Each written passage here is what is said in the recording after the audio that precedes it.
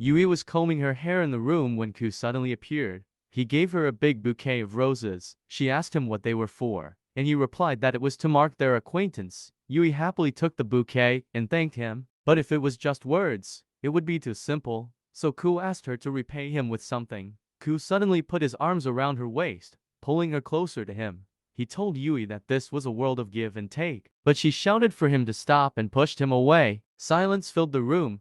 Yui apologized for her actions. Ku's mood suddenly darkened. He asked Yui if she was the kind of rich young lady who only knew how to take but not how to give. Unexpectedly, he snatched the bouquet from her hand. He directly destroyed it in front of Yui, making her extremely surprised. Then he grabbing Yui by the neck. He said that she took his kindness for granted and not to be so complacent. Then he let go of her neck, causing Yui to collapse to the ground. Then Ku came closer and pinned Yui down and started sucking her blood.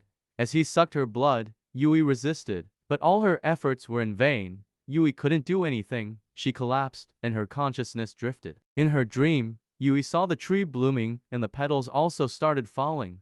When she woke up, she was alone in the room, lying on the ground in the exact spot where Ku had pushed her down earlier, with the flowers destroyed, and Ku had left. Then, Yui went into the living room, where she found the rest of the Mukami family. She asked where Ku was. Yuma said he was busy working. Azusa noticed that Yui seemed to care about Ku, but she said that she just wanted to know where he was. Then she quickly left. She wondered what Ku was doing. It started to rain, and as Yui was walking up the stairs, she heard the front door open and Ku walked in, soaked from head to toe. Ku asked her to go to his room. Ku started to change out of his wet clothes and told Yui to come in. As he started to undress, he asked Yui to help him unbutton his shirt because he was bad at unbuttoning.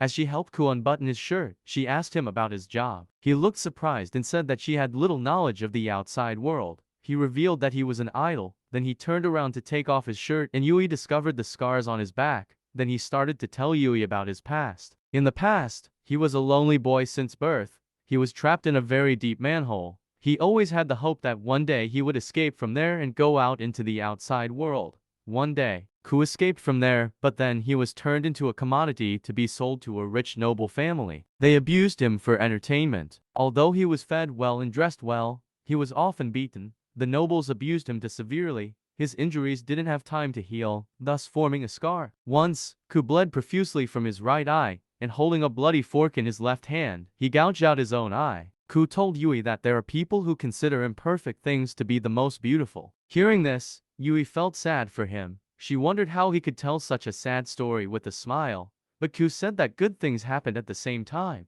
His artificial right eye glowed red, as he explained that although he didn't have the best time, he met Ruki and his brothers while at the orphanage. Ku suddenly grabbed Yui's hand, and he told her to sleep with him tonight. Before Yui could answer, he repeated that they would sleep together, and he pulled her down onto the bed. That night, Ku had a dream and had a nightmare about his past. Ku started panting, causing Yui to wake up. Yui tried to reach out to comfort him, but Ku shouted, causing her to pull her hand back. Then, she tried to leave, but Ku suddenly grabbed Yui's hand tightly, making her reluctant to let him go. She looked down and noticed his pain expression as he groaned, while holding her hand tighter. Yui couldn't help but call out his name. It was still raining outside and a familiar figure was seen flying away. Ruki was in the room, staring out the window. He seemed to sense the presence of someone familiar and squinted his eyes.